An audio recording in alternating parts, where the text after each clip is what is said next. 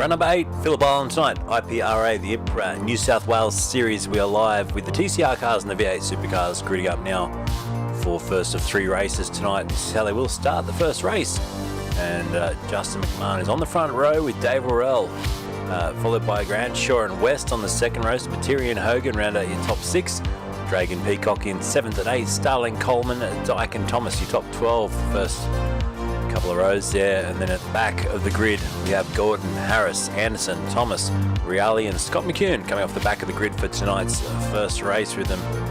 Just getting themselves sorted now into what is a reverse grid 10-lap sprint race for heat number 1 tonight. Starting off the front row, the TCR car will get the run down into turn 1, or will it? Because you can have some very fast V8 supercars making their way through the pack. Welcome, I'm Luke tonight. Welcome aboard to RACESTARS TV for this, our 627th broadcast. And bringing you live across Twitch, YouTube and Facebook, thanks to Tiapan events as well.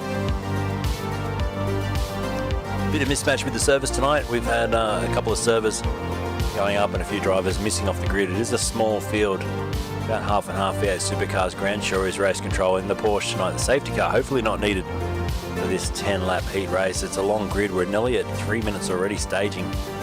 Not a lot of cars, and just waiting on Worrell to grid up as well. There's West sitting on the grid already. Starling sitting in the car, nervously waiting. Ryan Gorton, another great competitor throughout this season, is there ready to go. And Dylan Thomas in the V8 supercar at the back as well. What will his drive be if he can get some traction off the start here and push down towards turn 1? I'd say he's probably going to get past the majority of this field here with the amount of TCR cars sitting towards the front on this full reverse grid.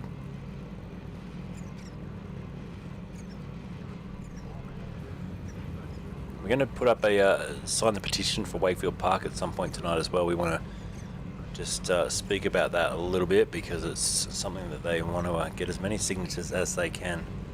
And it's something that we want to get behind as well. It's a fantastic circuit, not too far from where I am. We want to give all our support to Wakefield and hope that it doesn't, come to the demise of what many circuits have around Australia. There's a shot down this beautiful Phillip Island main straightaway. We've got some special guests tonight, hopefully, if all goes to plan. And as you can see right now, still just waiting on the last cars to grid up here. It's 4 minutes into this staging now for gridding. There is a long hold going on right now.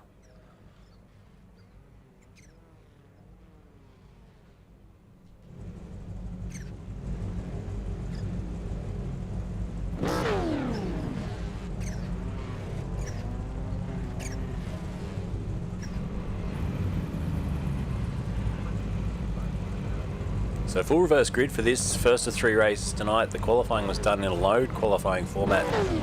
There's Worrell now on the grid. Spiteri as well has joined the grid. V8 supercar towards the front. Not sure if they didn't set a qualifying time. With a reverse grid, you'd expect most of the supercars to be towards the back. And like I say, padding out. I haven't had a 5-minute gridding session. It's more like the real world times here. 5 minutes to grid up. I think they've now been given the light to go. Worrell starting from the pit lane, so a few cars missing off the start. There we go, we get away. The TCR car's pretty good. The driver at the front on the 56k dial up. Look at the speed of Dylan Thomas as he comes down through the pack and straight towards the front. It's going to be Jamie Dyke that leads us in from Thomas and Spiteri. They're the top 3 supercars that did whole shot through the whole field and leave the TCR cars in their wake. Justin McMahon still holding at the top TCR spot. You can hear a couple of cars coming out of the pit lane there. I think that was Worrell and Coleman. As through the middle of the HSR car there, Scott McCune threads the needle, finds himself moving up into 5th place now in the top 5 cars, as to be expected.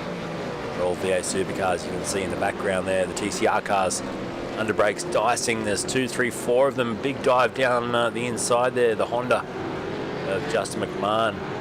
And then in behind it's Anderson just getting through. Matt Anderson, Coleman also trying to sneak through here from the back of the grid. He started in the pit lane as well. And the Fishy Motorsport car coming coming out now underneath the 4 and 20 metre pie sign. You can see the straight line speed. The V8 sneaking its way through now. Next is Mitchell West up the road. Meanwhile, underneath our camera there, you can hear Jamie Dyke already going down over Lukey, down through MG, and then heading around 11 to finish the first of this 10-lap race. First of 3 races tonight, so we're going to have this one, then a 15-lapper, then following off with a 30-lap finale. That's if we can all stay up that late. That's going to be a late night. Looking at the time, delayed start tonight. I was ready to go at 8, but we had to hang on for these servers. There's the first lap. Dyke flies down through turn 1, just lifts out of the throttle already. Margin of 7/10, and Reali, who's further back 2 seconds, 2.7 seconds now off the lead.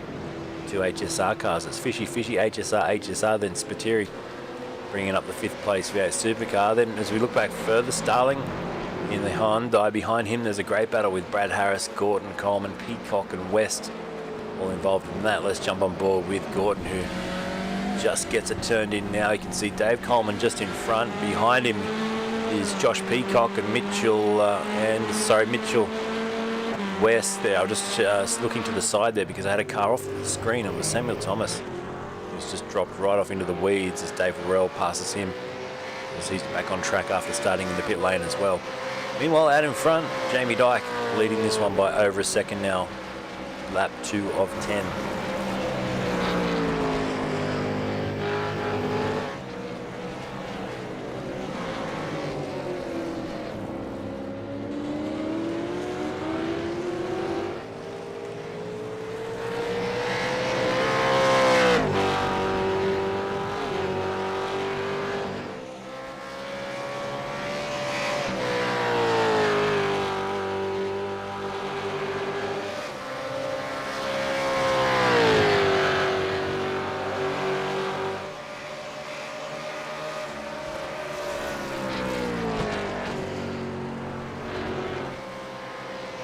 Samuel Thomas just disappeared off the racetrack again. It's gone for a bit of a moment or two. Scott McCune up in 3rd. Seeing if they can do anything about these 2 Fishy Motorsport cars at the front. The lap pace of them with a 1 minute 30 flat. Jamie Dyke is disappearing off into the distance. Then you've got Dylan Thomas currently in the high 1 minute 30s, just under a 1 minute 31 last time around. Followed then by McCune, who's on a mid-30 at the moment, and a 31.5 for Reali. He's dropping off the back of P4. Harris off the track now. It's Brad Harris with the big lose across the top, and he'll get it back together. That's in fact down the southern loop, isn't it? He's just dropped it off the track, probably at turn 1, and then by the time he got down there, he's gathered it up. He's more around the back of turn 2, so Brad Harris drops back to 14th place now. Jamie Dyke out in front though, 2.3 seconds clear. He's increasing that lead. Looking back, you can see it was 7/10 quicker on the opening lap from the jump. 6/10 then on lap 2. See you later, he says, out of there.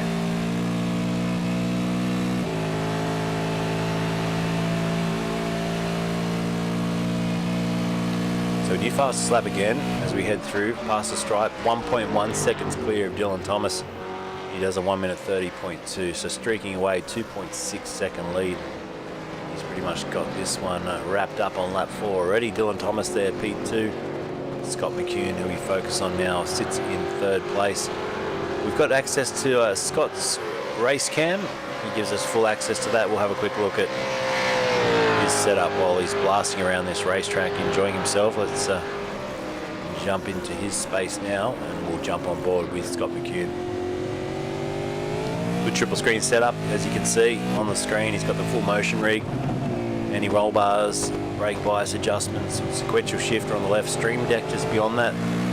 So he's got all the buttons at his fingertips, and makes for a lot of immersion, a lot of fun. You can imagine how exciting this would be to jump in that rig and do some laps at Phillip Island.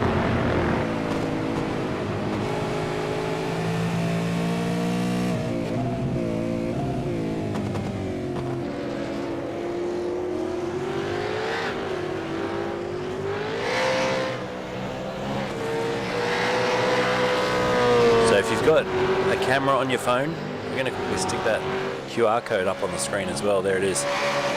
Save Wakefield Park. So New South Wales residents only. If you can quickly scan that QR code. Let's see if I can blow it up for you, and let me see if I can get it to a size that's going to be scannable for you. There we are. We'll see if that works. So just have a crack at that. Give that a quick scan. And make sure you go and sign that. I've also posted it up on RACESTARS TV on the Facebook page, so head over there and make sure you sign that petition and try and keep this race circuit alive.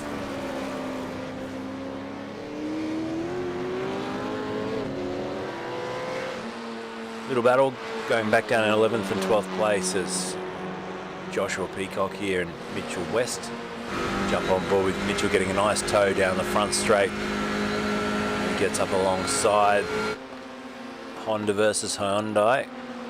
And on the, well, it's going to be, in fact, it's Joshua Peacock, isn't it? So Peacock in the Honda tucks back in behind now. Watch the attitude of the car as he turns in. It's gone very deep in there. The back end was sliding and he gathered it up quickly, but it's tough work. He's having to work hard for these lap times, and the field spread's already pretty mega, isn't it? Oh, that was, it sounded like an incident there. That sounded like Peacock. Did he blow a motor then?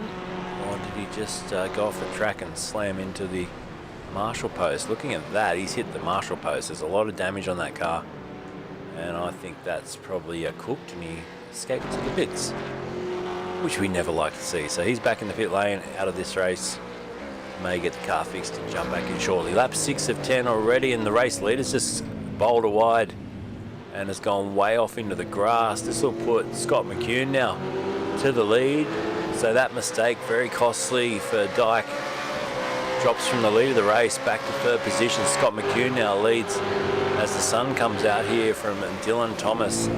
Hard on the brakes, down into Honda hairpin, and now we're going to see what sort of lap speed McCune has to lead this race and try and pull away, as opposed to what Jamie Dyke can do. If he can get his head down, he has been well quicker than everyone else out there, but now he's got some hard work to do in this final couple of laps of this race.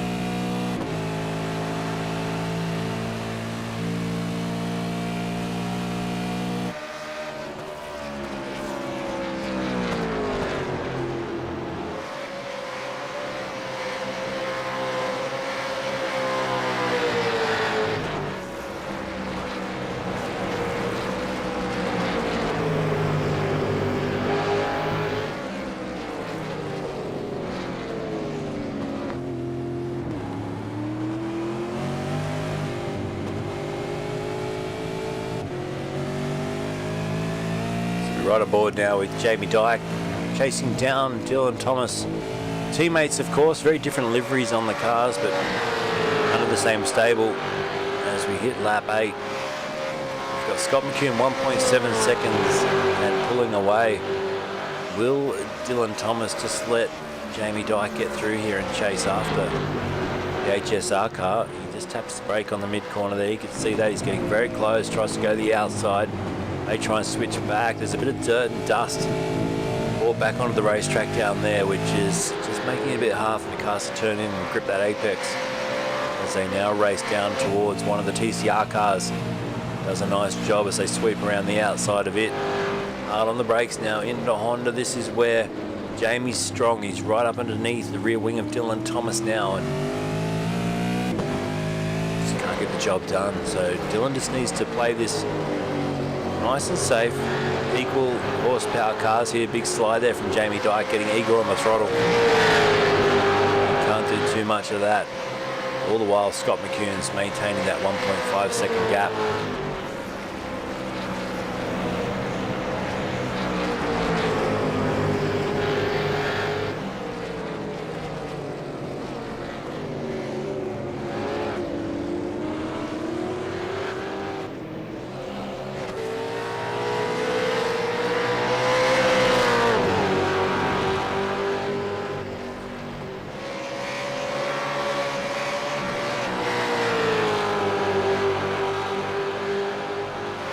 So 2 to go across the line. We've got a car off the racetrack. Matt Anderson has been visiting the gardens down there. He's back on.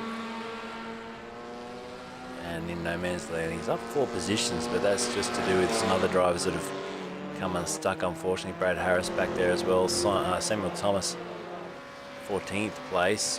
And you can see in the background there, that was Dave Coleman, I think, chasing him down. Dylan Thomas under a lot of pressure now. Here comes Jamie Dyke down the inside. Will he try and make this move stick? He does, so nice overtake. Dyke up into second. And you can just see up the road there as well as Dyke tries to fend off here. Dylan, who's coming back at him. But Scott McCune up the road, having to work his way through some of the TCR cars, just finding it difficult. Holding him up slightly there. The gap's still 1.5 seconds, first to second. You'll get the white flag this time across the line and should be able to hang on for a win. Now you can see the other two having to struggle their way through the TCR cars. But has Jamie Dyke cleared them? Yes, he has. Down the inside, you've got to remember they're in their own battle there as they almost get together. It was Dylan Thomas almost getting the squeeze there. It doesn't help that that TCR car is disappearing. Hello, Matty. How you going, mate? Thank you for the stars. And now he wraps up. Oh, that was close between those two. Door to door through the final corner onto the pit straight. White flag, 1 to go. It's going to be Scott McCune out in front, leading us across the line. The gap 1.5 with a lap to go. You would think pretty safe at that distance over the next minute and a half of racing here for the HSR competitor. So you'd be pretty happy with that. If you can keep it together, we've already seen Dyke throw it off the racetrack when he wasn't under any pressure midway through this first race, but Scott's a seasoned competitor. Been doing this a while now, and I reckon he'll hang on and take this out easily. You can see in the background Dylan Thomas has fallen a fair way back. Mario Reale is 4th place, up 13 spots. Of course, reverse grid makes those gains look a lot better than they actually are, but they did fly through off the start, these VS supercars, and pick their way to the front very, very quickly.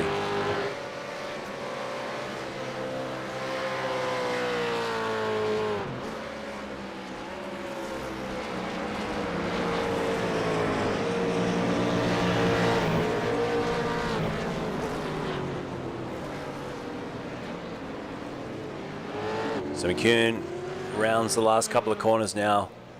What'll be a great way to start his night, of course. And he's made it look pretty easy once he got to the front, onto the pit straight. There he is to take the checker flag, race number 1 for the Ipra New South Wales. Penultimate round of the season goes to Scott McCune. He takes it with style. Good win there over Dyke, and Mario Reale ends up coming through in 3rd place. So not sure what happened to Dylan at the end there, but Dylan Thomas relegated. He went off at the on the last lap there, Dylan Thomas, so he's relegated to 4th place, unfortunately for him. But then we go back further to Ryan Gorton, who will no doubt take out the P1 in this TCR class, the 2 litre class. We do have the 2 different classes out there tonight. Not a lot of racing going on between these 2 litre cars, though. They are spread out. West P2, Starling about a second behind, and then already classified and finished the race. Harris will get 4th, Justin 5th, and Samuel Thomas will round out the 6th in the 2 litre class.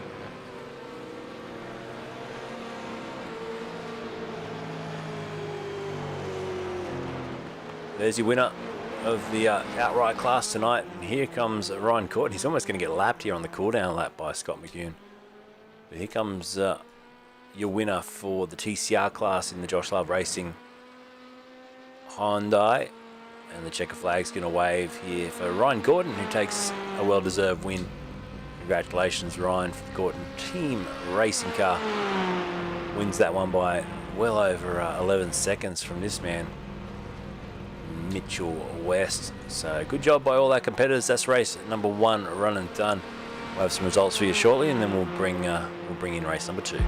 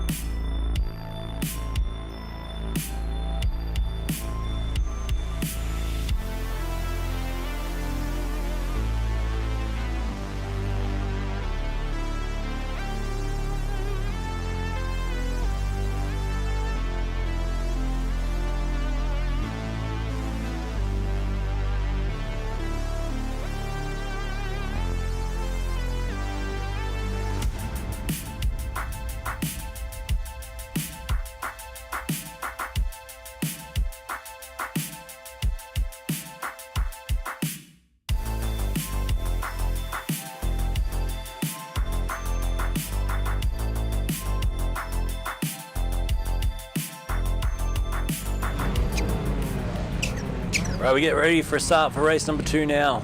And once again, reverse grid, you're going to see the VA supercars blast through from the back.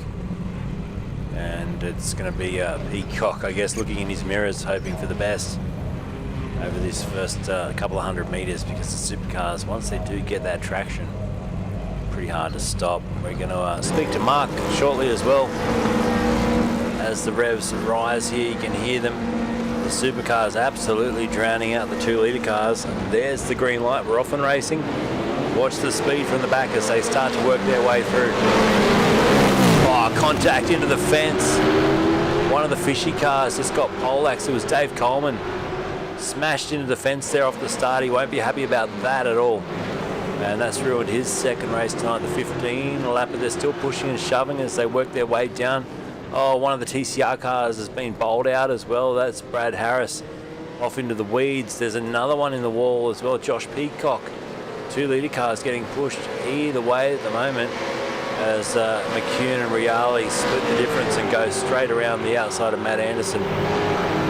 Ryan Gordon as well trying to hold on in the background in the 2 litre class. And here comes Jamie Dyke through the field as well. Late on the brakes, Justin McMahon. Did he stop it? No, he didn't. He went off the track. Dylan Thomas sneaks through.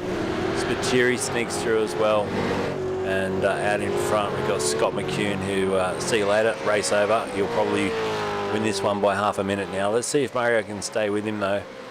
But with a 1.3 second lead already, I'd say it's going to be pretty hard to hang on from there on in. Check out this little battle on the headlights. Here's Dylan Thomas as Royale goes through 7th place for him, Mitchell West in behind, and then Spiteri. So as McCune takes off into the distance, he's going to be very hard to catch.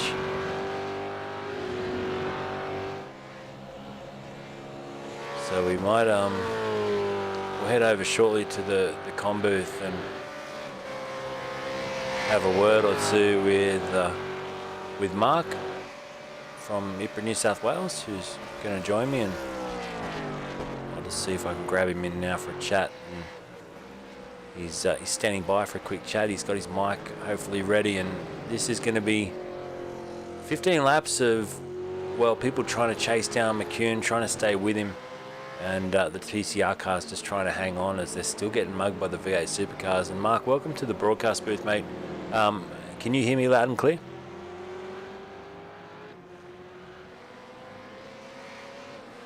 Hello? So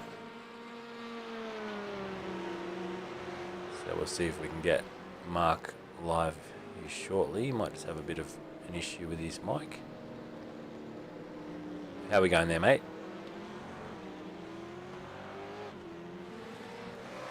No luck, so we'll go back to calling the action. We've got a car off the track. Josh Peacock off again, so he's had a few issues down there. Comes back on ahead of Samuel Thomas by 11 seconds. So look at the field spread down there from 10th to 11th. It's huge at the moment. And off the track again. Meanwhile, out in front, the gap's at 2.3 after just 2 laps. Incredible.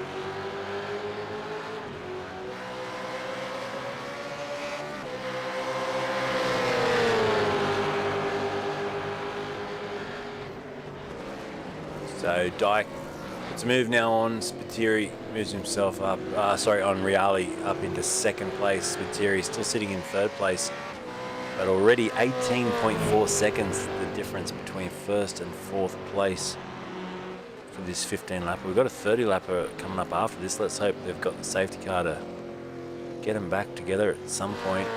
We did start this series with a lot more cars from memory. There was pretty sure maybe 15 V8 supercars and about 15 TCR cars. They've whittled off as the championship's gone on. 2 big rounds left though with this one, and then Bathurst in November, which will be a huge finish of what's been a fun series to represent the real world, the real life.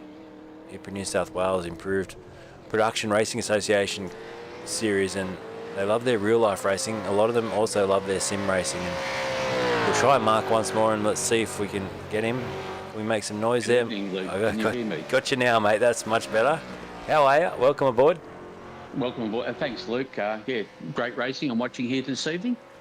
And Mark, just introduce yourself for the folks that are watching at home and tell us a little bit about what you do and your involvement with Improved Production Racing Association. Well, I'm the president for IPRA New South Wales, Improved Production Racing New South Wales, have been for the last couple of years. Myself, I've been a IPRA competitor since the mid-90s in several different cars over the years. Been involved in the committee in all different roles, but as I said, currently president and have for the last few years. And tell us, mate, a little bit about your cars. What sort of stuff have you raced over the years in Impra? I started with a Triumph Dolomite Sprint. I still own that vehicle. It's an ex-Group C touring car. It raced as a Group C touring car at Bathurst back in the 70s and 80s. It was also used in all sorts of other, all sorts of Group A and actually Group A touring car racing as well. I didn't own the car back in that period of time. I bought it in the early 90s and raced it as a sports sedan and then converted into an IP car. But that car's now recently been converted back to full Group C specs again. Wow. Okay. yeah, so after that Dolomite, I then, unfortunately, the Triumph was struggling a little bit with being competitive. With modern technology moving in, although it had fuel injection, a few other mods on it, I went to a Mitsubishi Mirage Cyborg Yep. and raced that for a few years, and decided I wanted to go back to a 2-litre car from the 1600, and I now currently race a Renault Clio Sport. There you go, and the racing's still very competitive, isn't it, and enjoyable. Oh, great. I mean, I've only ever run under 2-litre. I love it. Great bunch of guys. I mean, improved production, right, whether it be unders or overs, it's no different.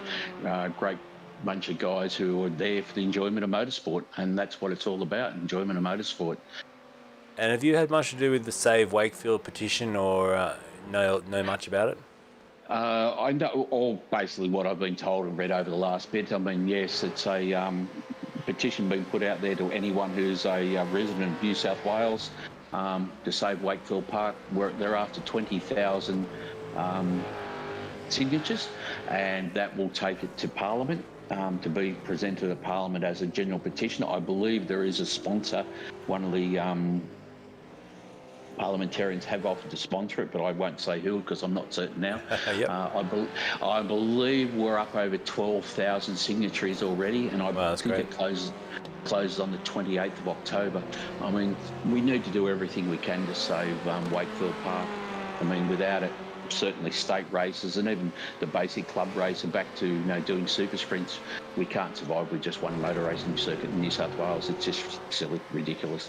Yeah, and there's the whole push as well. They're constantly encouraging taking it to the track instead of doing things on the street. And young kids coming through, trying to encourage them to go to these drive days and test their cars out rather than go and race them on the back streets and end up wrapping them around poles. So it'd be a huge loss to the community and a huge loss to that that foundation of what we're trying to encourage young kids to do with race cars.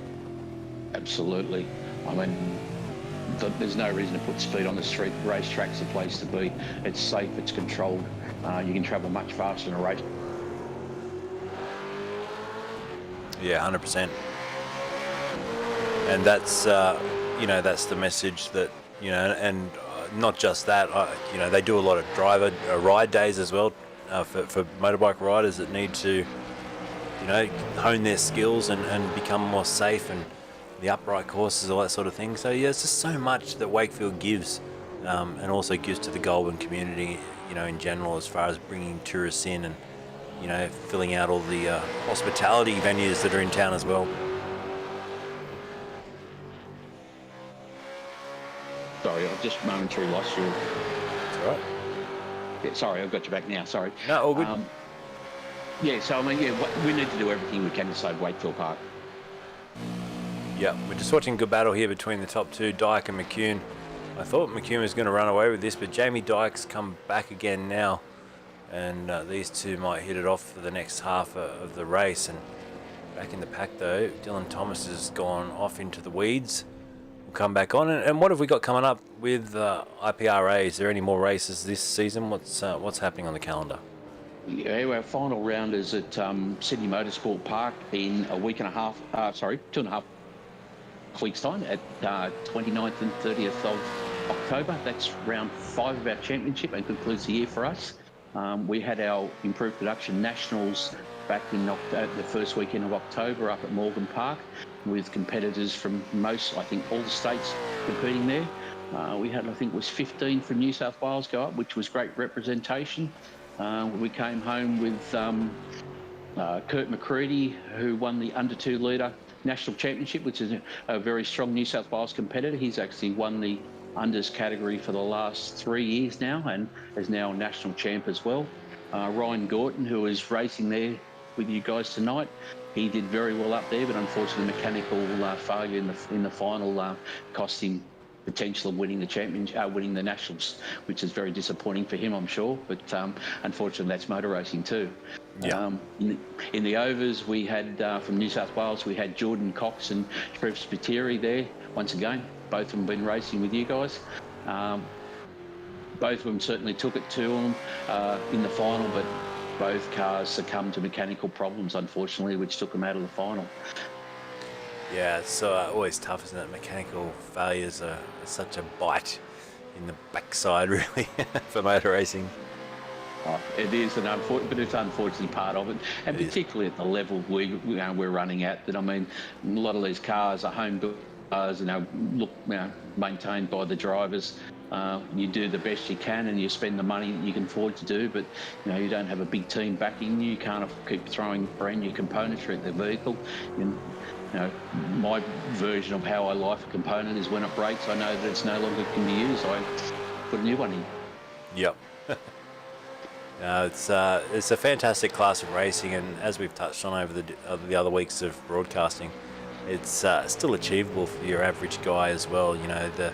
The money to run a sports sedan or to go and run a different, a TCR car or a Formula Ford for a year is, quite astronomical for what you can actually get in and race an improved production car for. Oh, that's right. The money that to run one of those cars, you do a 1, 2, 3 seasons of improved production racing, without a doubt. I mean, compared to doing one race meeting with some of those cars. So, it depends on the level. I mean, the advantage of improved production racing, you can do it for as little or as much as you can afford. I mean, you've got fixed costs, of course, entry fees, you've got to buy tyres, you've got to buy fuel. But I mean, beyond that, it's up to you then how much money you wish to spend or can afford to spend. The guys at the front, if they want to spend the money, the opportunity's there for them to do it. Yeah, that's right. Yep, it can be a money pit, but it's great. I'm sure the clubs as well and people band together to help each other out a lot, which is a good community thing as well. Oh, without a doubt. I mean, we're just in the process of building a new car actually for my son to race his improved production car, and a lot of fellow competitors have been there to assist with the manufacturing of parts, and great offering of assistance, which is a great thing to see and a great support within the category to have fellow competitors putting their hands up to build roll cages or machine parts up for you, which is just great. I just love this sort of that camaraderie relationship we've got between all the competitors. Yep, no, it's fantastic, and this eSeries has played a good role this year just to keep people racing in between real life racing rounds. Obviously, it took off during COVID when all the racetracks were shut, and it's definitely starting to fan off a little bit. I've noticed, people getting back to their real race cars and finding it time to dedicate time to the sim racing, because just like real life racing, you got to spend a fair bit of time to get good at this computer game stuff. Oh, absolutely. I mean, I've had a crack at it, but it's way beyond my capability. Unfortunately, I'm a seat of the pants driver. I mean, if I can't feel it, I really struggle. My youngest son, who has said he's doing some improved production racing, he has a go at it and he sort of shows me up big time. So I went, yeah, I'll walk away from it. Yeah, there's some people that just can naturally handle it and I guess work with their arms and their eyes and the senses they get, whereas I've talked to some real life V8 supercar drivers that have absolutely struggled when they've got into the sim racing and just they just can't get attached to it. Well, as I said, old school racers like me, as I said, bum in seat is the only way that I could feel it sort of thing. I mean, it's all through your backside and, your hands and your arms and everything else. So, I even struggle with brake pedals, that I don't get any feedback through the brake pedals, which sort of makes it very difficult. Yeah, that's it. And there's been some good sponsors on board this series too. Obviously, a lot of the real world sponsors coming across, and, the support they give to the real world racing is so important as well. Oh, absolutely. Without our different partners on board, commercial partners, we just couldn't do it. I mean, Yokohama has been with us for many years as our control tyre, and there's a new contract being signed, I believe now, which will take us for another 2 or 3 years with Yokohama tyres. But I mean, without all those other companies, Midas and BringIt, Ravenol, Picture Partners. We just couldn't do it. I mean, competition parts the same. I mean, those businesses all bring money into the association for us, which we can then give feedback to our members and give them, support them in the best we can. Without it, it just becomes very expensive. And I mean, we really do appreciate the companies that have supported us over the years. And can you tell us about some of these characters we're watching racing today? You've obviously spent some time with them in the real world. Who's the biggest character out of all of them?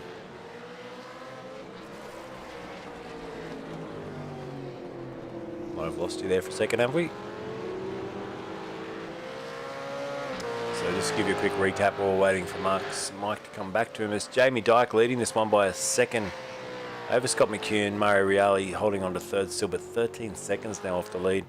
Dylan Thomas in the forward, up into fourth, and Mark's joining us back now, mate. Yeah, Mike. Sorry, yes, I lost you there momentarily. My apologies. That's all good. Yeah, as I was saying, Trev Spiteri, as I said, he's a good hard charger out there. He does great with us on the real world racing with his Evo. As I said, he ran strongly up at the Nationals until, unfortunately, I think it was a gear linkage failure or something like that that took him out of it. I've noticed Trev here, as I said, probably not up to speed he would normally be, and as I said, but he's giving it a go with the eSeries and enjoying himself, which is what it's all about. Yeah, that's right. And as long as they're having fun, that's the main thing. And there's never any, people don't really go, oh, well, you're slow in the sim, you must be slow in real life. I don't think it works that way.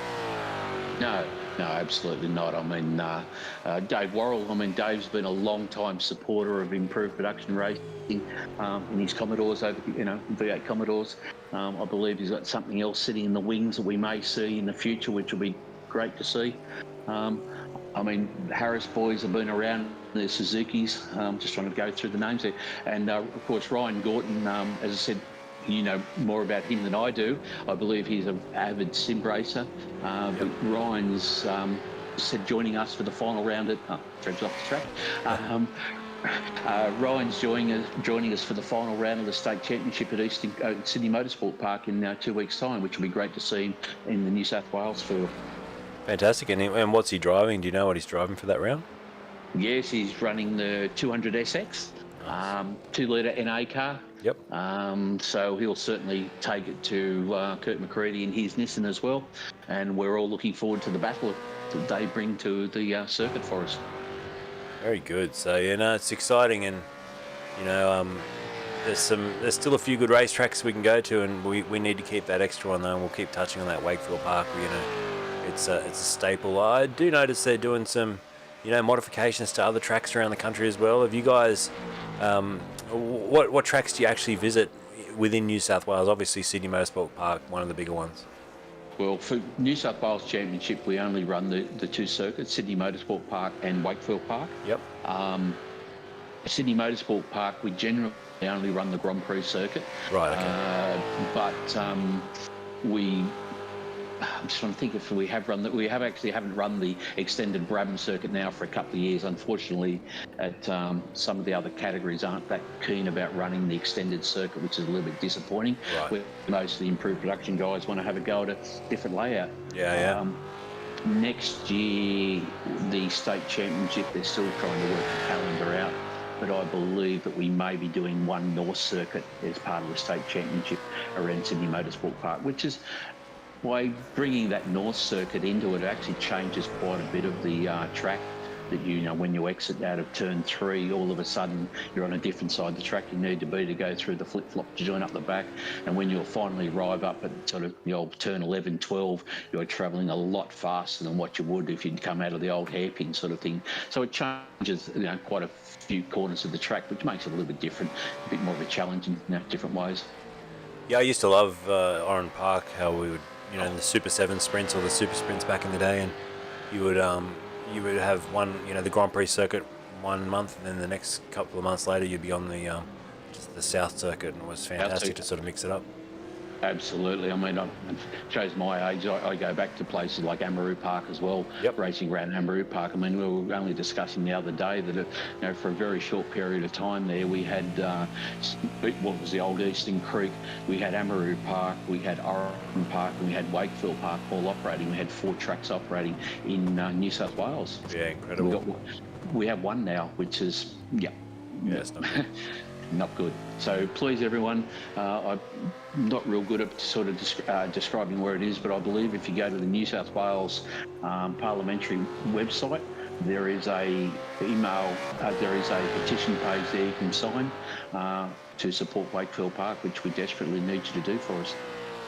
No, fantastic. Right, we've got a lap to go in this race. We've still got one more race after this, but Jamie Dyke is proving pretty hard to beat, 2 seconds out in front as he breaks down into MG for the second last time. Scott McCune stayed with him, but then it's a 20-second gap all the way back to Reale, Thomas, Coleman and Worrell. Obviously the V8 supercars have have worked their way to the top. Ryan Gorton, I'm just trying to have a look. He's been lapped, so down a lap from the supercars, but running 7th outright and leading his class there by a good 8 seconds or so, and just hanging on the back of one of the cars that's lapped him. So he looks like he'll take another victory here in race 2. But Jamie Dyke at the moment, I don't think with a lap to go, Scott McCune is going to be able to impose on this lead.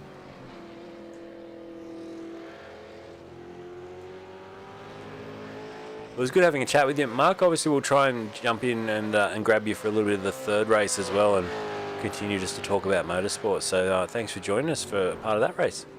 No problems. Thank you very much, Luke, and we'll catch up during race 3. Sounds good, mate. Cheers. Right, we've got to just call this home now with only half a lap to go for Dyke, and great to talk to Mark there, president of the IPRA New South Wales club, and wow, some good knowledge, isn't it? And this is a fantastic series run by some fantastic people. I know Dave Worrell putting in a stack of time to make this work with his crew, and even tonight with the difficulties they were having, some drivers not being able to join the server. Instead of throwing in the towel, they redid the server and made sure that more drivers could jump in and be part of tonight's round. So that's fantastic. And well, we'll cheer him home now because he's only got a corner to go. Jamie Dyke, he's going to take the checker flag here, and he's going to win race number 2 by a good margin, 7.5 seconds in the end. Flashes the headlights. He'll be stoked with that. Here comes McCune to take P2 in race number 2.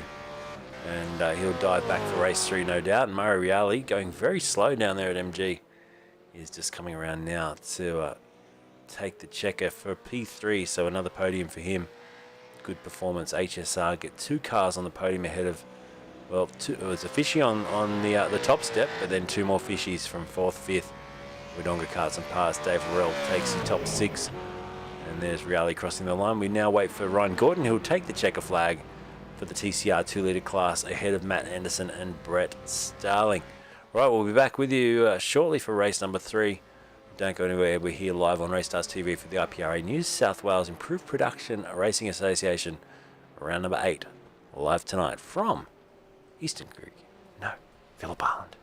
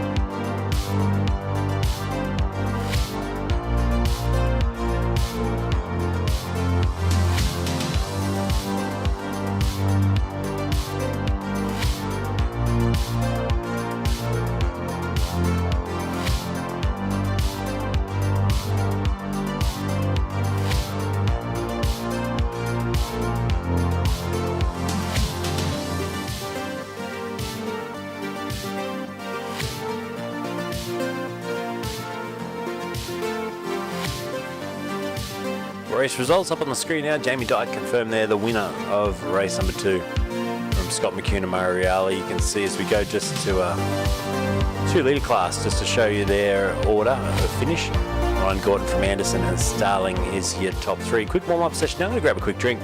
Back with you for race number 3 shortly. A half hour, well, 30 lapper to go. It'll be a bit more than half hour, about a 45-minute final race coming up shortly. Don't go anywhere.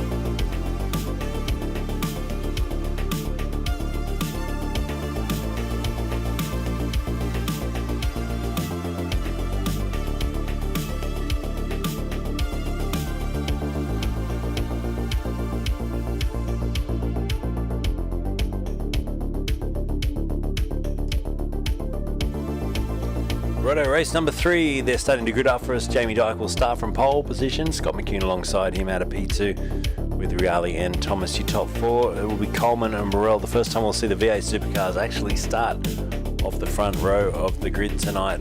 No reverse grid here. Gordon will start from 7th with Pateri alongside him. Anderson, Starling, West and Peacock. Your top 12 on the grid at the back. 13th, McMahon. You've got Thomas, Harris and Drake at the back with Hogan. And Granshaw, of course, in the safety car. Hasn't been needed yet tonight, but we're getting set now to go racing for this. Our bit of wheel spin there from Jamie Dyke off the start. Now we get away. Pretty good start. They hooked it up well, and they speed past us here down towards turn 1. And so far so good. Everyone got away at the front well. Look at the gap already between the TCR cars and the supercars as they head down through turn 1. Big gap back. There's Anderson. Oh, someone's gone really wide through there. It was Peacock, I think. Hasn't he already hit the Marshall post once tonight? He's going to try and avoid it, which he does. Comes spewing back onto the racetrack and avoids everything, thank goodness. And as we head now down towards the hairpin for the first time, Jamie Dyke does lead us. McCune second, Thomas third. Thomas made up 1 spot. Coleman made up a spot 2. Reale was the one that dropped back a few positions off the start. And we've got a crashing back play as well as Samuel Thomas goes off the track. And, well, a few others have gone off in a big way back there. But Dyke leads this one. 30 laps to go. And Jamie Dyke in that Fishy Motorsport. Beautifully turned out car. I love the colour scheme. It's a fantastic colour scheme. It looks good. It's got the Fishy logo. HSR chasing down. There's David Coleman now. First time we've seen him in the mix tonight. He really has not had a much luck tonight. That second race got wiped into the fence off the start and finds himself now in a position to actually show his speed. And just to say that, he's gotten the big old slide across the grass and back onto the track. Reale should, you would think, clean him up from there around the outside, and he does. And well, I was on form with my commentator's curse last night. It looks like I've brought it on again tonight. We're going to have more chance to talk with Mark from IPR8, who's joined me again for this race 3. And well, we're at it, mate, for a 30 lap around here. I'll tell you what, I reckon they're going to struggle. That's a lot of concentration. 30 laps around this track in a sim at this time of night. You're going to have your wits about you. A few cars off the fence or loose out of the grass or the kitty litter. Yeah, the good thing about this sim racing is you can smash the cars up and it doesn't cost you any money. Yeah, I wish we could do that in real life sometimes, push the button and reset after a bad day, but unfortunately that's not the case. Yep, yeah, it's, I tell you what, I was just, as you were talking about the Dolomite Sprint, I remember watching some Dolomites race back in the Super Sprints back in the, well, what would it be? It would be the mid-2000s, early 2000s probably at Oran Park.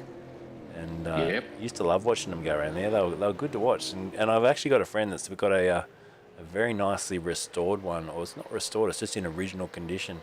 So I've always had a little soft spot for the Dolomite.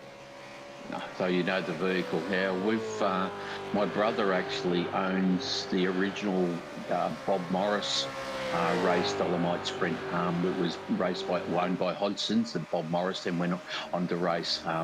That particular car was actually an ex-British touring car built by Broadspeed in the UK, right. racing the British Touring Car Championship, brought out here by Hodson's, who raced it, and then Morris raced it.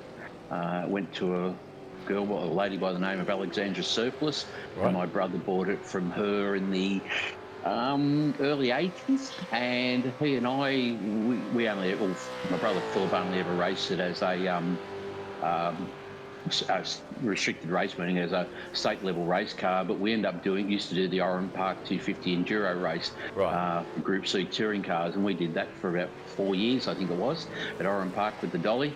And then we actually did 1 year as a Group A car as well, the introduction of Group A racing. So that was only our only forte to the big time, and very different to these days. I mean, you could turn up with a car and race in those days, but these days it's a little bit harder to just turn up at Bathurst and go motor racing. Yeah, it is. A lot's changed, hasn't it?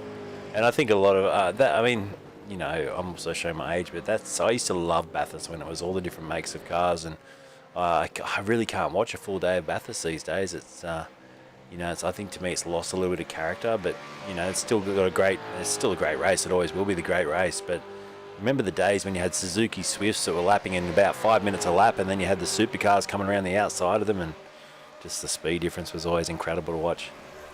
Absolutely. The chap that used to own my Dolomite and raced it at Bathurst, Martin Power, he had the opportunity to race Commodore with Gerald Kay, one of the old Jag Parts Commodore, back in Group A, and he said he couldn't believe how different was the race.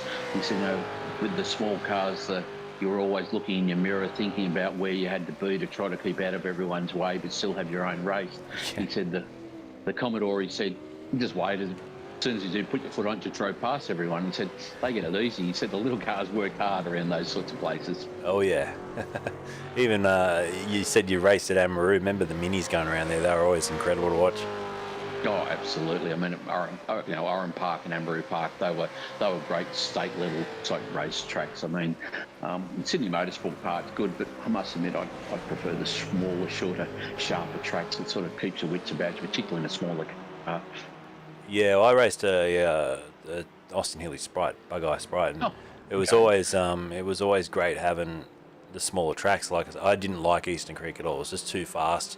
You sort of ran out of legs down the pit straight, and you could sort of keep with all the faster cars through all the back end, all the twisty stuff, but then you'd get blasted every time you went onto the main straight. So I always loved Oran Park and Wakefield Park for that car. It was always a pleasure to drive around there. Oh, absolutely. And on a car like that, I mean, well, my original motor racing, I started back in sports cars myself. I raced a Triumph TR3, and then I raced a Triumph TR4 in production sports car racing before I then moved across the street sedans. So, yeah, I mean, but they were at places like Oran Park and Amaru Park because they were the only two racetracks that we had here in Sydney. Yes. Those days. Yep. Yeah, no, it's that's bringing back some memories talking about those tracks. And I think I actually got my V-Dub, just my daily driver, tuned near Amaru Park not long ago. I went for a walk, couldn't find even any remnants of the old racetrack. I know it became a horse training facility, I think. Yeah, I mean, there's certainly, I mean, I drove down there a few years ago and I sort of drove through a couple of the roads and went, oh, yeah, that's where the lake used to be and that's where Bitchapave Hill was, and but that was about it sort of thing for Amaru Park. And, I mean, Oran Park, Yeah. thousands of nothing else but houses sort of thing. Yeah, it's hard to even recognise where anything was, even when I do the overhead, flight sim stuff, trying to work out the orientation of it. It's tough, but it's that's a great shame that track's gone. I wish they could rebuild that track in a certain place so we could have it again. It was just, to me, it was the perfect super sprint layout. Oh, absolutely. I mean, and as I said, a good club/state level racetrack. As you said, Sydney Motorsport Park track's great, but it's not really for small cars and that sort of stuff, or relatively low horsepower cars. You're up in the throttle there for long periods of time, otherwise in a small car, and it's just drive down the straight and wait until you get to the end of it sort of thing. That's sort of no challenge there. Yeah, and Wakefield is also a fantastic track for that, being able to not just, the club racing stuff, it's nice and tricky around the top end. It was always good to try and get that double right-hander at the top right, and then obviously it felt off camber, always coming down through the, what do they call it, the hook down the bottom there, whereas I always struggled with my car. It would understeer and then it would oversteer, and a lot of fun. Yeah, absolutely. Yeah, down through the sweeper, then down into the fish hook was, it's always a challenge sort of thing. So, I mean, yeah, as I said, maybe I really love to see, that Wakefield will come back to us. I mean, there's all sorts of rumours and, who knows? I mean, unfortunately, it's out of our hands. It's really back in the hands of the government and the power to be, if they wish this to happen. I mean, I was told today that they talk sort of that Goulburn's already putting people off. I believe that the Soldiers Club has put people off because they're not getting the same number of bookings, and some of the hotels are now putting people off because they're not getting the bookings that they normally get. Yep. So I mean, that starts hurting businesses, which is not good. No, we don't need that. No, especially not in the climate we're in now. And there's a bit of rage attack going on here between, I think it was Brad Harris Joshua Peacock. I think they've been involved in a little something, and he's gone and taken him out there. Now, they'd frown about that in the real world, wouldn't they? Oh, absolutely. I mean, there's no contact necessary in any form of motor racing. I mean, unfortunately, things happen, and a car spins, and taking evasive action. That's it. But I mean, running into each other, and I mean, the things that still frustrates me is watching motor racing, that people that can't drive down the straight without running into someone. I mean, why? I mean, there's no reason to be bashing doors going down a straight. Yeah. And that's certainly something that is, at an improved production level, we are very hard on. There's no reason for contact. We understand it's motorsport, and occasionally things happen, but people making those sorts of moves, it's just very heavily frowned on. And what sort of, I was going to ask you, what sort of involvement can people have at your race meets as volunteers? Can people volunteer to help out as flag marshals and that sort of thing? Yes, I mean, I just saw recently that there's an event coming up next weekend, I think, at Eastern Creek, run by the MRA group, and they're desperately trying to get some officials because there's a real shortage after Bathurst. Everyone's been pretty heavily involved with Bathurst need. But you can contact Motorsport Australia as well. They're always looking for volunteers, people for doing flagging and those sorts of things. They can give you training depending on what level of involvement you wish. I mean, if you want to work your way up into being a steward or clerk, of course, I mean, there's certainly the way to get very heavily involved in motorsport without actually spending any of your own money. Flag marshalling is a great thing as well. I mean, opportunity to stand on the edge of the track, see all the action, and it's you're not the one ripping up the dollars as cars go past, sort of thing.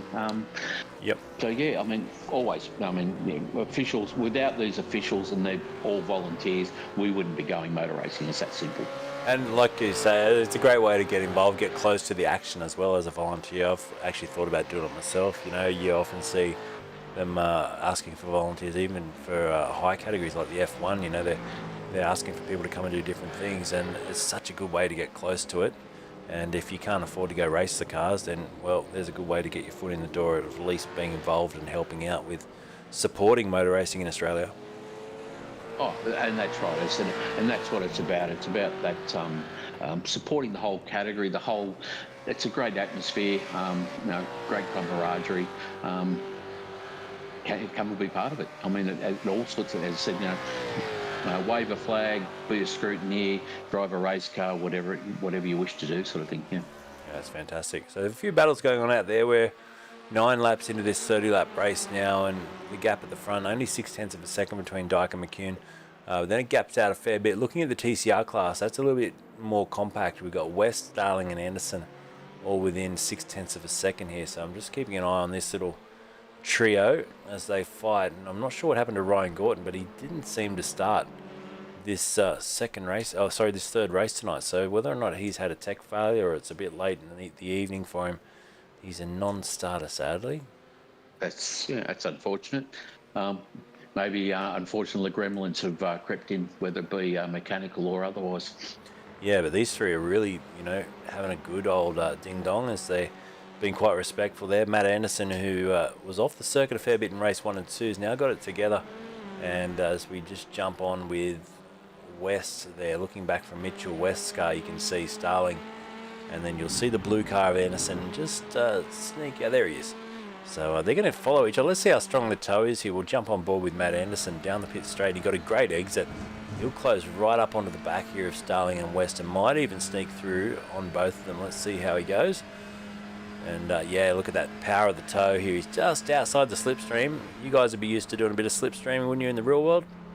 Oh, absolutely. I mean, as I said, Sydney Motorsport Park, front straight there, you need to get everything you can, particularly in a small car, and it makes quite a bit of difference. I mean, it's interesting that if you've got a strong westerly wind blowing, you swing around onto the main straight, and that straight becomes very long. The headwind effect can have a massive impact on a smaller car in particular, without the horsepower to punch it through the air.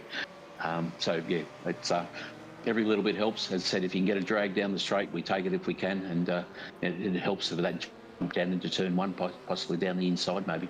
Yeah, that's it. And I know I do look forward to racing my bike eventually at Eastern Creek. I've got a 1000cc motorbike I want to take there, but they require full leathers, which I need to get. That's the one thing I'm waiting on getting, and just going to top it out there. And I've been watching a few videos of Wakefield as well and other tracks, just the bike riding. I'm riding into bike riding at the moment. I still love my motor racing, my four-wheel action, but I tell you what, I just, you put a MotoGP and a F1 race side by side, I think I'd watch the MotoGP every time. I must admit, yeah, MotoGP tends to be a little bit more exciting in a lot of the races. Some of the F1s can be reasonably boring, we'll put it. Mind you, a little bit of water certainly spices things up, as we saw at the Japanese Grand Prix and even Singapore in the last couple of races. A bit of water sort of usually adds a bit of excitement to any motor racing, but particularly Formula One. Yeah, it's so true. And yeah, look at that good pass there. Dyke and McCune blasting past that little trio as they continue to engage in their battle for the 2-litre class. Just shows the straight line speed of these supercars, around 270, 280 kph. As they turn into turn 1 here at Phillip Island. TCR cars probably around the 220, 230 kph, a fair bit slower, and that was just proved then across that straightaway. So lap 11 of 30, and we're just been talking with Mark about different things, including this pitch to save Wakefield Park. I'm going to just try and put up on the screen now the QR code. Now it's going to cover the screen. There it is. I'm just going to put it to the side for a moment. And there it is. I'll just put it down out of the way slightly whilst we continue with the racing. But definitely, if you can scan your screen and try and log in and quickly sign that petition, because I know I did it the other night. It didn't take long. It took me, I don't know, probably about a minute to sign it and get my name on there. And then I posted it as well on social media and on RACESTARS TV's Facebook page to hopefully get more people to encourage to go out there and click on it and sign up. If we get that 20,000 signatures, that goes a long way to showing that there is a lot of support for this fantastic racetrack and everything that also does for the community. And as we've touched on tonight, it's not just motor racing, it's giving a place for the young kids to go and race their cars off the street, giving people a chance to go and race their motorbikes and get it out of their system. And as they've been encouraging for years, take it to the track, they say. Well, we need bloody racetracks to be able to go to. Absolutely. Well, I mean, as you said, without these racetracks, it'll have a big impact on motorsport and, I mean, businesses. As I said, I don't know how New South Wales motorsport will survive without having certainly Wakefield Park back, if not a replacement track. Yeah. So, I mean, we've unfortunately over the years there's been talks of all different circuits and new ones being built here and there, but they've never come to fruition. I don't know why. Is it money? Is it bureaucracy? I'd love to think that we could have a third track, permanent track. I mean, obviously we've got Bathurst, but Bathurst is not a permanent racetrack that we can go and use at any time. It only can be used 5 times a year or whatever. But things like Wakefield Park, it can be used, whatever it is, 360 days of the year and those sorts of things. That's what we need in this state. Yep. Here, righto. Well, good racing going on out on the racetrack at the moment with Dyke still leading McCune as we approach in the halfway point.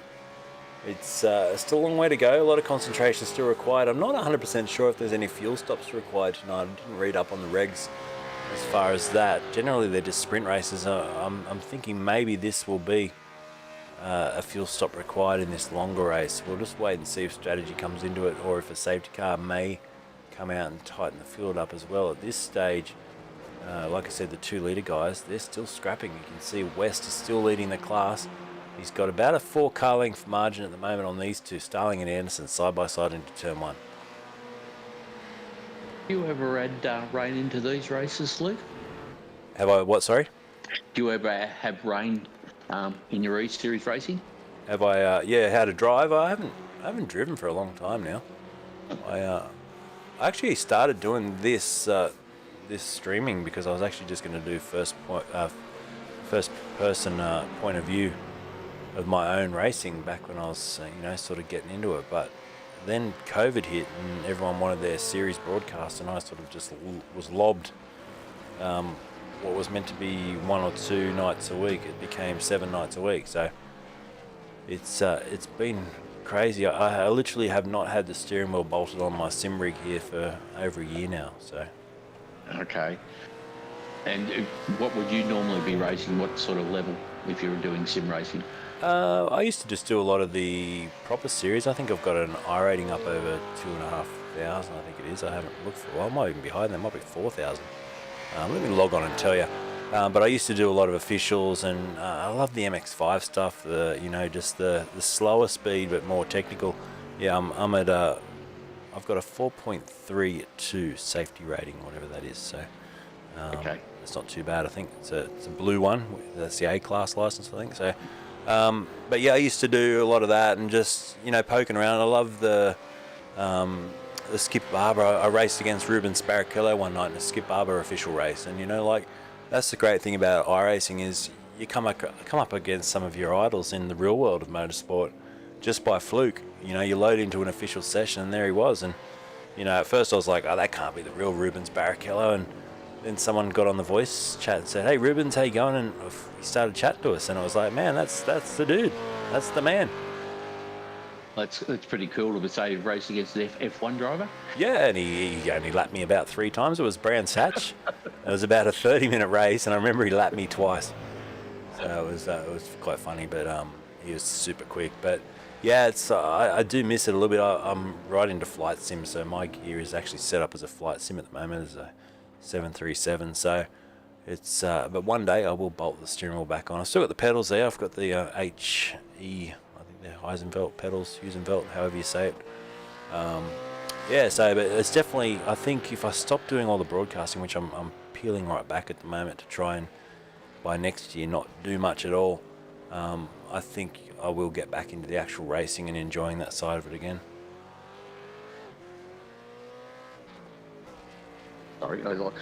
Sorry, do some real world racing. Love to do real world racing, yeah. If I could afford a car or just get into something, I've got the bike at the moment. I look forward to just doing some track days on that, and I had almost lined up to do some of those stay upright or ride days at Wakefield Park, and then that all fell to bits. So that's part of my disappointment in what's going on with Wakefield was obviously the fact that I wanted to just get the bike out there and like I said, try and get it off the street and actually top this thing out and have a bit of fun in a place where it's legal to do so. And that's right. I mean, that's a good example of, you have a bike. It's a great opportunity to learn to handle the bike in a safe environment. Now, unfortunately, if you do drop it, you're not going to have a truck run over the top of you or anything like that sort of thing. So, yeah, I mean, that's right. Racetracks are way beyond just people racing around them. I mean, they've got a lot of other uses. I mean, driver training is one of the big things. Car testing, as I said, all those sorts of things. So we need racetracks. I'm still a huge believer too that all P-plate courses should include an advanced driving course. I think it would just be so incredible to lift the whole ability across the board and make that mandatory. Well, my youngest son, he did his first super sprint at the age of 14.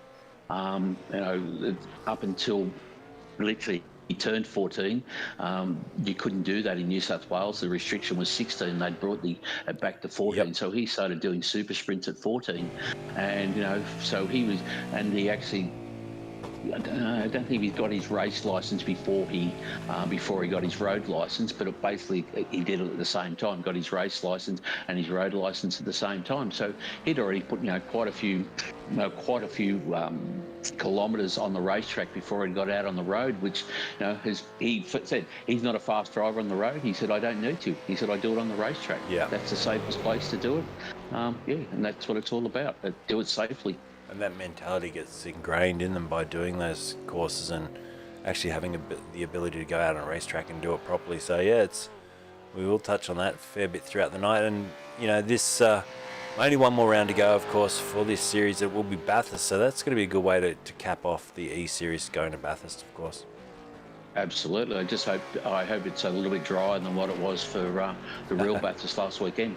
Yeah, it was a soggy one. I know. I had a lot of friends up there working, in fact, in transport around Bathurst, and it was crazy the amount of water on the Saturday in particular. Sunday not too bad in the end, but still the whole Central West at the moment, all the way out there out to Dubbo, and that is absolutely getting inundated with water again, and we feel for all those people at the moment. I saw a picture of the main street of Dubbo where the water was almost up into the main street, which is quite elevated from the river, so it's incredible how much water's around. And yeah, 2 years ago we were in major drought and they didn't know what they were going to do, and now they've been washed away again, sort of thing. Yeah, it's you know, and they you know, I remember when the dam was down. You know, we had full water restrictions here in the Southern Highlands, which, you know, now it's the complete opposite. They want you to use water because they just cannot empty the dam quick enough. Yeah, it's certainly a country of droughts or flooding rains. That's so true. We saw Spiteri there's just gone off the track. Well, he's big hitting the fence as well, so that'll require some repairs. And just to note, we did see some cars in the pit lane, so it looks like it will be a one-stopper this race. Right on lap 15, we saw the majority of the cars come through, and Dylan Thomas has found himself now up into a podium spot. Dave Coleman, though, will look to keep him honest over the next few laps. No doubt the gap between the two of these guys, only 0.2 of a second. And some fuel saving going on. You can hear that on board with Dave Coleman. You probably can't hear it because you don't get my my game sound coming through Discord, but we could definitely hear Dave Coleman there dipping the clutch at the end of the straightaway to try and save some fuel. So that's interesting after a fuel stop, that he thinks he now needs to save some more. Should have put a bit more fuel in it when he was there. Yeah. Do they do it? They wouldn't do. I mean, you'd obviously refuel in the longer race. Do you do a sort of 250k race that you were talking about before, back in the day for the super sprint days? Race would have required some refueling. Yeah, well, certainly, I mean, improved production, we don't. All our races are sprint races, and under the rules we run, I don't think we can do any more than a 30-minute race. Yep. Because if we do, we then have to run different fuel tanks in the cars. Right. But certainly back in the days when we raced our Dolomite at Oran Park in the 250k endurance race, we were refueling, but that was the days of single dry brake fueling, a fuel churn. Better fueling maybe the first year we didn't even have to have that. I can't remember, but then one year fueling was a problem, but we worked out with our 100-litre fuel tank we could do the whole race without fueling. So we just filled the thing up to the end, and we started with a full tank of fuel, came in, swapped drivers and didn't put any fuel in it and just kept on going that way, sort of thing. So but I mean, yeah, you look at these days, the fueling systems and everything else, it's certainly a lot different to back in the old days with a single churn you used to punch into the back of the car and let the excess run out onto the road. So yeah, that doesn't happen anymore. Yeah, take all the fun out of it, sort of thing. So yeah. And how do people get involved in this series? You know, talk us through the process if you've never seen the IPRA New South Wales series before, and you go, well, you know what, I'm going to go buy myself a Nissan Triple S Pulsar or something, and I want to get involved. How do you go about getting into it? I would think, the best way is certainly come out to one of our race meetings when we're running, have a look at what's going on, walk around, talk to any of the competitors. They're all there, will freely talk to you and, give you as much advice as they've got. Come along to one of our club meetings. Not that we're doing that many yet currently. We tell a story that COVID sort of stopped us doing meetings, and now we've gone to doing online things and that sort of stuff. But we still occasionally do a club meeting for people to come along and have a discussion. But race meetings are always the best way to catch up, have a look, talk to people, join the association. We go to our website, IPRA-NewSouthWales.org.au. And you can join up, ask the questions, and we're always there to answer the questions if we can. Your car, it needs to be 3J compliant, but it doesn't have to be built. I mean, a standard production car will basically meet 3J requirements, as in improved production. Standard production car has a lot less modifications to it to what most improved production cars do, but anything, you can turn up with a road car with a roll cage in it basically, and it would still be legal to race as an improved production car. Yeah, so can you take us through a bit more of that? Is it what was it, 3J was it? Yes, 3J is the CAMS category specification. So you can go to the CAMS Motorsport Australia category, so it's third category. Class J is for improved production. If you go through the Motorsport Australia manual, that lists all the modifications that you can do, all the changes you can do to a standard car. The rules are quite simple. If it says you It only tells you what you can do, not what you can't do, if that makes sense. So it says you can change the wheels, and you can change the wheels, but to the sizes that are quoted in the manual. If it doesn't say that you can put plastic windows in, because you can't. So it doesn't mention glass. It just says you have the glass in the car and those sorts of things. So it's pretty simple, really, the rules, although there's a lot of interpretation of some things, which is always can be a bone of contention. But over the years, they've tried to take any of that wording out that could be read, multiple ways, sort of thing, and simplify it. And most people have got a pretty good understanding of what the rules are about, sort of thing. So, keeping it simple, it's basically a standard production body. Mechanically, the car has to run an engine from the same manufacturer, what the body is in the same configuration. So if you had a 4-cylinder Toyota, it can only run a 4-cylinder Toyota engine in it, unless that body came with a 6-cylinder or an 8-cylinder or whatever the case may be. Gearboxes are basically free.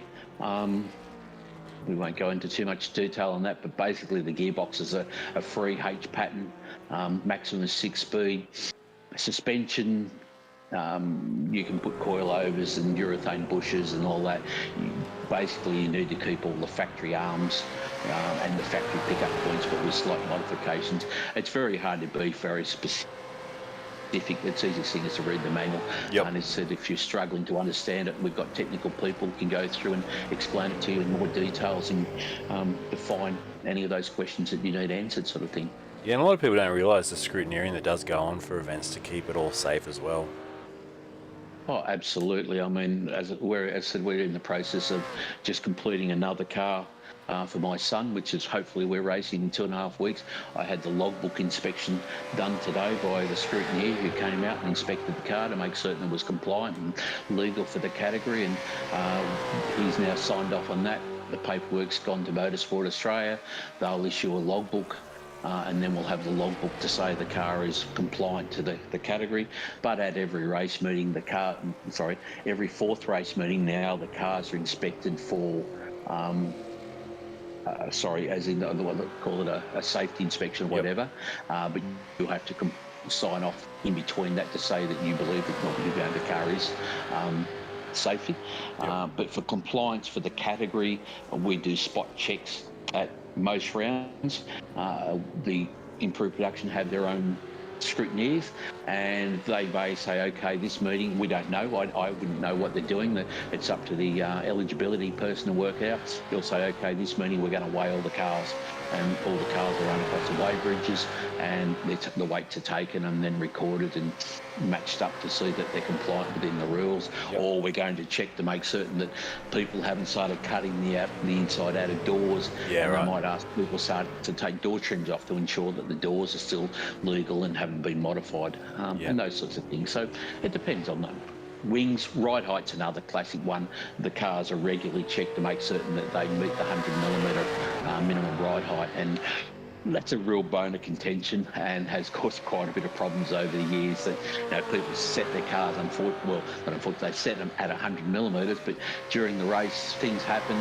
Tyres wear, suspension start to settle, and all of a sudden at the end of the race they run the thing under and you fail the ride height. And then the rules state that the car, that is the minimum height the car must be at any time. So if you come off the track, you've come in from racing, that's what the minimum height is. So it must be that minimum of 100mm ground clearance. Yeah, it's interesting. Yeah, that's that complies with what it is on the road, isn't it? The road rules. Yes, the only exception to our 100mm, it does not include the exhaust. So your exhaust system can be lower. So the car must be minimum of 100mm, but the exhaust can be a bit lower. Mind you, if you're running your exhaust that low, if you go across a ripple strip, you're probably more than likely going to leave the exhaust laying on the side of the track. Yep, and we've seen that a few times. So. Lap 22 of 30. I'll give a quick recap where we're at with the race. There's not a lot of close racing going on in this one. The supercars are cleared out, and Jamie Dyke, just watching the lap times, he's regularly in the 129.6s here. He's just done a 129.9 that time around. He's about a second quicker than anyone else out there on the racetrack, so he's pulled the gap out to 22 seconds over second place Scott McCune, and Dylan Thomas is a further 15 seconds back up the road. He's had Dave Coleman basically attached to the back of him. I wonder if these two have raced together at all in the real world, but Coleman and Thomas here have been, 23 laps into this, and they've been attached nearly the whole time. I must admit I don't know Coleman that well, but I certainly know of Dylan Thomas. He's been around for a long, long time in circuit racing. Yep, so Dylan's currently sitting in P3 and ahead of David Coleman, who's both of them up one position each. It was Murray Reale that dropped back 2 spots off the start. Dave Worrell, there he is, Wodonga Carts and Parts, and you know Dave pretty well. Yeah, Dave's our actually Vice President of Improved Production New South Wales. As said, long time improved production competitor. Earlier in the year, they raced at Bathurst in the Bathurst 6-hour production car race. Yep. In a Mazda 3. So that car has now been sold. But they won their class in the Mazda, and as I said, Dave was a great supporter of Improved Production New South Wales. As I said, long-time competitor. Improved Production New South Wales actually have quite a few guys who now have been racing 10 or more years with us, which is, they found a home, if you like, and they're happy to stay there and just enjoy the camaraderie and the great racing that we offer. Yeah, that's it. And I know Dave's put in a lot of work in the background of this series to get it up and running, and it's tough to organise, something like this. You've got a lot of people asking you different questions and quite often not reading all the posts that are posts, and even tonight there was meant to be pre-qualifying. It hadn't been done by a few drivers who expected to still race, and Dave did a good job of just getting this up and running still tonight and getting the competitors signed back in. So he's a very fair sort of guy by the sounds of things, and he didn't want those people to miss out. So as I've said, that he just bowls a wide down himself off the track there, so into the riffle strip off into the gravel, and he keeps it off the fence, which is good. These gravel traps in the sim racing world you can actually drive out of, so that's probably a good thing. Yeah, absolutely. I mean, so Dave's put a lot of work in behind the scenes, and certainly he's discussed many things with us about what he was hoping to get out of this series, for not only for the whole category as well of promoting improved production racing sort of thing. So yeah, no, he's done a great job, and we're all very grateful for the effort he's put into it. Yeah, it's always going to be tough to do the 2 classes as well, and that's worked out quite well, having the 2-litre class and the V8 supercar class. Such a speed difference between them around different circuits, but it's been fun to watch. We've got one round to go, like I said, next month. And then, by the time that's over, it's going to be almost Christmas. It's certainly getting there, isn't it? It's becoming close. In the real world, I think what have we got? As I said, New South Wales Improved Production final round is 2 weeks away. Yeah, so 29th and 30th of October, yeah. 29th and 30th. So, if you want to come and see some improved production racing, come out. That's the last opportunity for this year. Next season is still up in the air, and as I said, we're still trying to work out a calendar. The New South Wales Motor Race Panel is still trying to work out a calendar of where we're going to be racing next year. The New South Wales State Series currently obviously only has Sydney Motorsport Park on offer.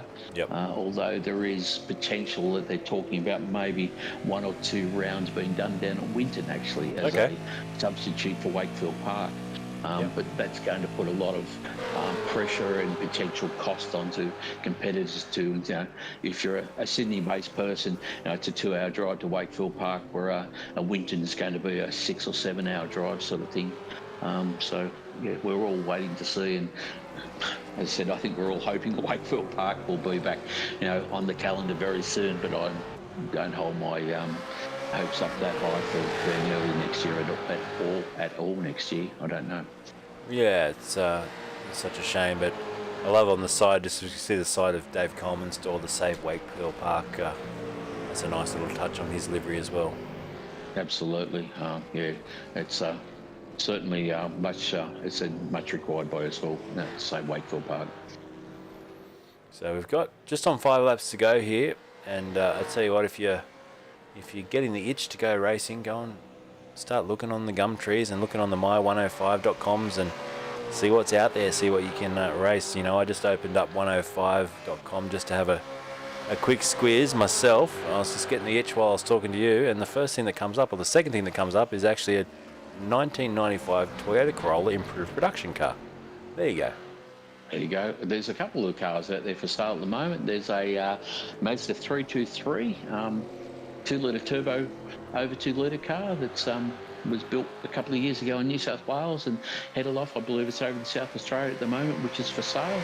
So if you want something a little bit different, there's a couple of Commodores floating around. There's usually a Mazda RX-7 here or there. Small capacity cars seem to be a little bit shorter in supply as the IP cars, but there's certainly cars out there. And I mean, something like a Nissan Pulsar is a really good basis as an improved production car. I mean, we'll take anything. I mean, under 2-litre has got a great mix of cars. I mean, a real diverse feel where the overs tend to be a little bit more. New South Wales BMWs are becoming quite popular, right, along with a few Commodores and then a couple of Evos. Interstate down in Victoria, Commodores are very strong, very strong. There's lots of them down there. Each state tends to have its own strengths and weaknesses, I suppose, in the types of cars, but it depends on the tracks they're running around. Of course, different cars suit different tracks, and that's what they do. Victoria has a lot of fast tracks with Sandown and Phillip Island, so that's why things like V8 Commodores are very popular. Yeah, of course. 3 laps to go here, and we will talk to the top 3 in each class after the race. But Scott McCune has got himself back in the lead, and that's to do with the second pit stop that Jamie Dyke has had here. And we're just watching Jamie's lap time's quick, and I wonder, Scott McCune, 4 seconds up the road, you can just see in the background there's Jamie coming into shot now. I wonder if Scott's on fuel saving here, not trying to have to do that second pit stop, and I wonder if Jamie Dyke now with full beans at his disposal will still be able to reel him in here and overtake him before the checker flag. It's going to be interesting to watch these last couple of laps.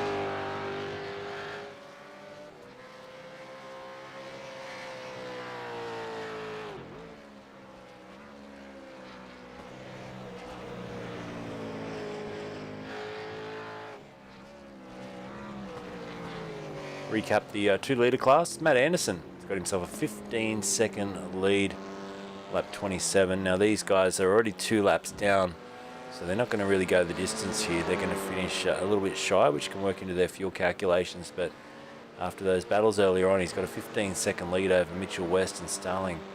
There's a further 5 seconds up the road, so the 2-litre class looks pretty well settled into a groove. But we keep an eye at the top of this screen now, because the gap's come down 6/10 on that lap alone. Let's have a look at the lap time difference. It was 8/10 in the favour of Jamie Dyke on that lap, and as you can see the spread there across lap 25 and 26 and 27. He's taken 1.7 seconds out of the lead on lap 25, nearly 7/10 on lap 26, and nearly, well, just over 8/10 on lap 27. So he's coming fast, but does he have enough time? 3 laps to go, or 2.5 now. Got to close this 2.3 second margin. Which way are you going to bet here? You're going to bet that he'll get there? Oh, it's going to be hard work for him.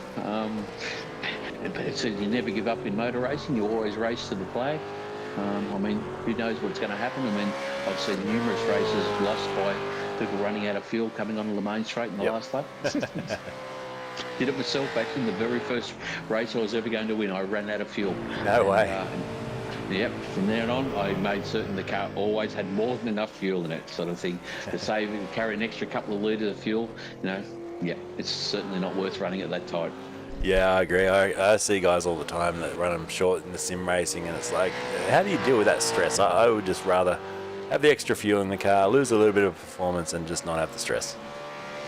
And in the real world too, I mean, people have fueled the cars for a 10-lap race, but all of a sudden, you have a red flag incident that, okay, you'll come in, you'll sit in the pits, and then you might go out, and then all of a sudden you're sitting there idling for long periods of time, and all of a sudden, that 10 laps of fuel is going to look very short for you, and it's not worth it. An extra couple of litres is only maybe 2 or 3 kilos you're adding to the car, and I mean 2 or 3 kilos shouldn't be really affecting. We're not running F1 cars. That's right. That's so true. Right, we're on to this penultimate lap now, and watching the gap, it's actually gone back out to 2.3. He hasn't taken as much out of him on that previous lap, only 7/10 again. So it's going to be touch and go here, and Scott McCune, he'd be all over this. He would have his fuel calculator running in the background. He'll know what numbers he has to hit. Most of them run either a program called IR Pit Crew or Crew Chief that tells them whether or not they're under their delta to have enough fuel to finish the race. So Yeah, I'd say being the technological whiz that he is, he'll have all that going in the background. He'll know what he has to do here, and I think he might have done enough because he's going to come down now into MG with just a couple of corners to go to start the final lap with about a 2-second lead. Now, the chance of Jamie Dyke taking a couple of seconds will be tough. You could probably take a second out of him, but 2 seconds, that's going to be a lot of work. It's a lot of work, yeah. I mean, maybe it's just going to be very well judged. If it coughs as it crosses the line, he did it perfectly. Yeah, that's it. There's the white flag waving in the background. So 1 to go here for the round 8 of the Improved Production Racing Association New South Wales Series, eSeries here, live on RACESTARS TV, and Scott McCune has risen to the top. Now, I'd love to, well, we're going to get a chance to ask him some questions, but ask Jamie Dyke, why did he take that second pit stop? And I wonder if we saw him rattling off those 1:29 at the start of the race. Did he just put too much into it too early, and he didn't consider the fact that the drivers behind him were going to eke it out and make it a single stopper?